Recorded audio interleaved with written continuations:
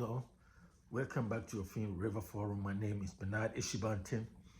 If this is the first time you come into this platform, please make sure you subscribe, share, like it, and then recommend to your friends, and relatives, everybody, your co-workers, everybody, tell them how informative this forum is.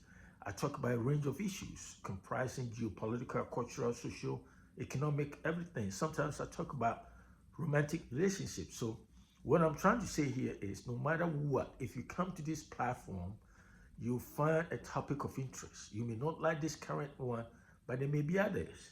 There may be previous ones you can go through, check it out, and find and see. And no two ways.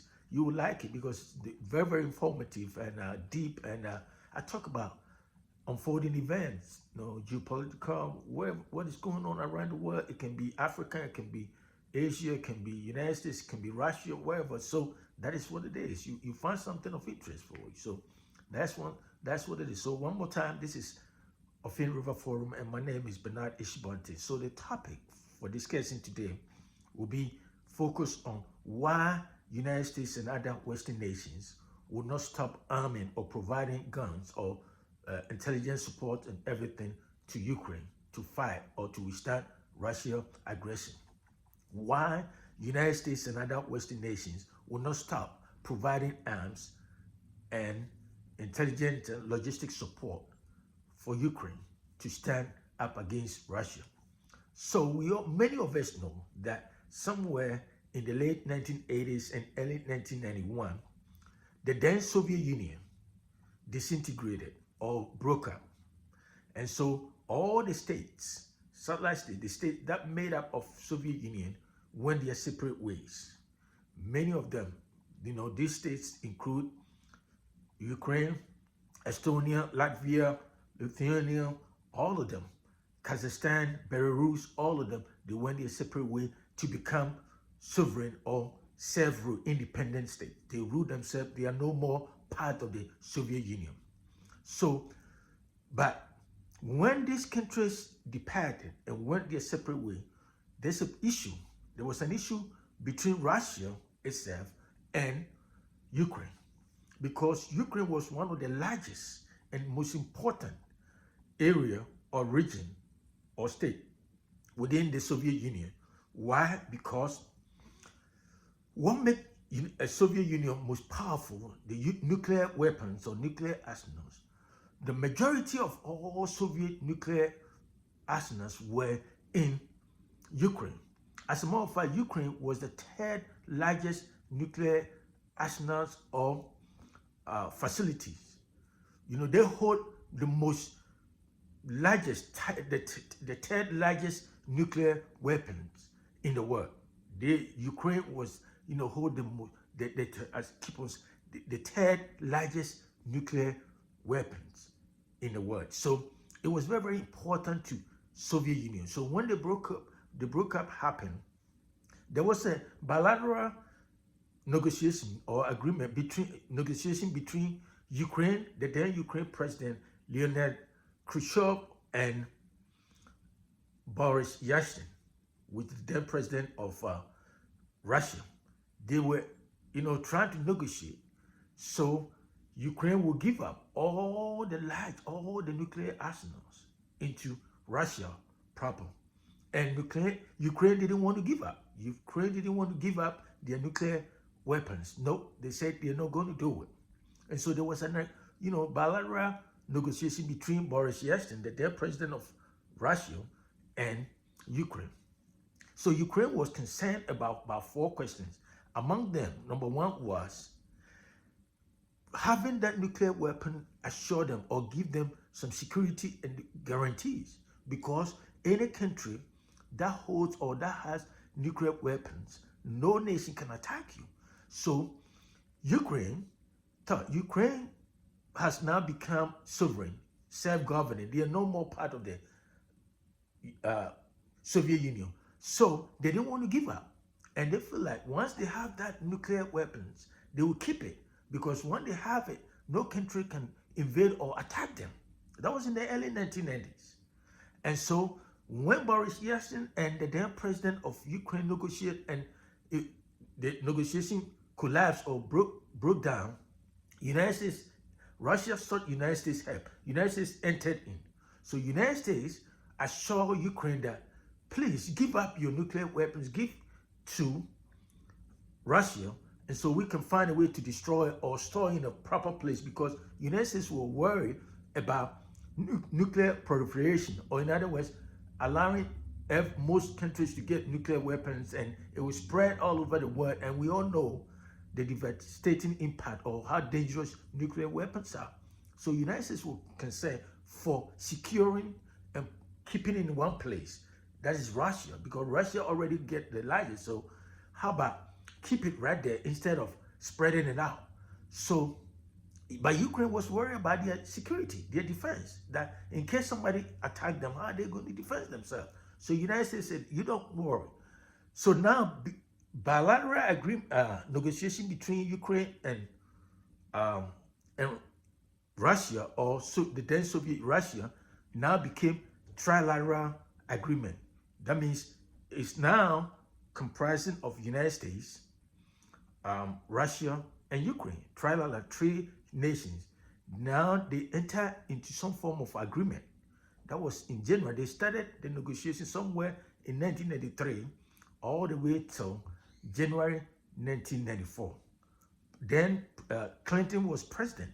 So United States, Russia, and Ukraine signed an agreement on condition that if they give up all their nuclear weapons to Russia, United States, in case of attack or in case of help, if Ukraine need help for aid to defend their sovereignty, United States and other countries, especially Britain and Russia, will come into their rescue or into their defense.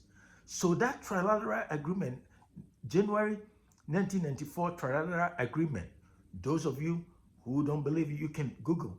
It's 1994 trilateral agreement involving United States, Ukraine, and Russia.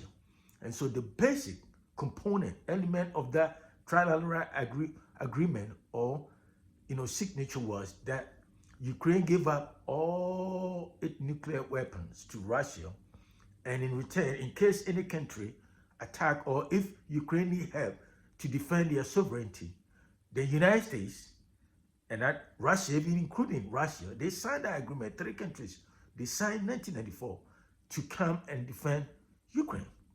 So all those questions that Ukraine has in terms of how all the intercontinental ballistic missile silos that they store in Ukraine, it will be so expensive to remove all of them. How and what, under what circumstances, how are they going to, where are they going to place in all kind of stuff? United States assured them that don't worry, we will foot all the bill, we will pay for part of the bill or everything. And so Ukraine gave up all those nuclear weapons. Think about it. Now Russia signed it. Russia, United States, and Ukraine signed it, and Ukraine gave up all its nuclear weapons. But guess what? Now fast forward. In 2022, February 2022, what happened? Putin launched unprovoked attack or invasion in Ukraine because Putin think that he is pursuing his national interest, because he thought Ukraine as a sovereign, independent state do not have right to join any organization if necessary or it wanted to join, for example, like NATO. So he invaded Ukraine. But guess what? This same Russia were the people who signed. Russia with United States, they signed an agreement that give up your nuclear weapon and don't worry about your security. We'll be there for you if any country attack you. But now Russia, one of the signatories of that 1994 trilateral agreement, now has broken that promise, and they has invaded Ukraine. See, so I'm saying all this in the context of United States support, constant and unrelenting support to Ukraine. So sometimes you hear a lot of people talking about the fact that United States won't involve itself in every fight or every war. No, just like Russia, China, every country, all those major countries pursue their national interest. United States is also a nation. Ghana pursue their national interest. Maybe they don't have that power. Nigeria, that is why they can get, anything from negotiating with the big powers. That is how the world is. And so, United States will not. United States and other countries, other Western countries, will not stop providing arms to Ukraine because of the 1994 agreement that Russia, United States, and Ukraine agreed that if you give up your nuclear weapons, remember that time, Ukraine was the third largest holding that nuclear warheads in the world. And so, if you have nuclear weapons, no way any country can attack you. So my question is, think about it. If Ukraine had not given up that nuclear weapons, can Putin invade Ukraine? The big answer is no. And so my question is, now, if Russia has broken its promise or has go against the agreement is signed in 1994, that it will come into the rescue of Ukraine in case Ukraine give up all its nuclear weapons, and Ukraine did.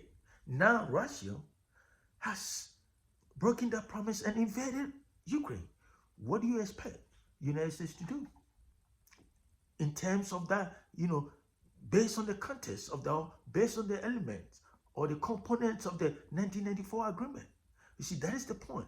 So all that I'm trying to say is the reason United States and other countries, Western countries, will not stop supporting or providing arms to Ukraine was because of the 1994 trilateral agreement that involved United States, Russia, and Ukraine.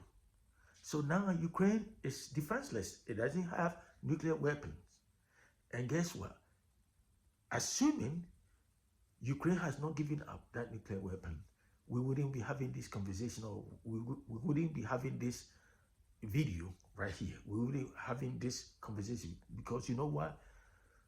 Putin would not have, invaded that place because Ukraine will have a nuclear weapon. And it won't be good. The outcome won't be good. So that is the reason why United States will not stop providing arms and intelligent support for Ukraine. So that is what I have for you. Once again, this is Ofin River Forum, and my name is Bernard Ishibontin. Subscribe, share, tell friends and family. Let them know how informative this forum is. And I'll talk to you another time. Have a great day.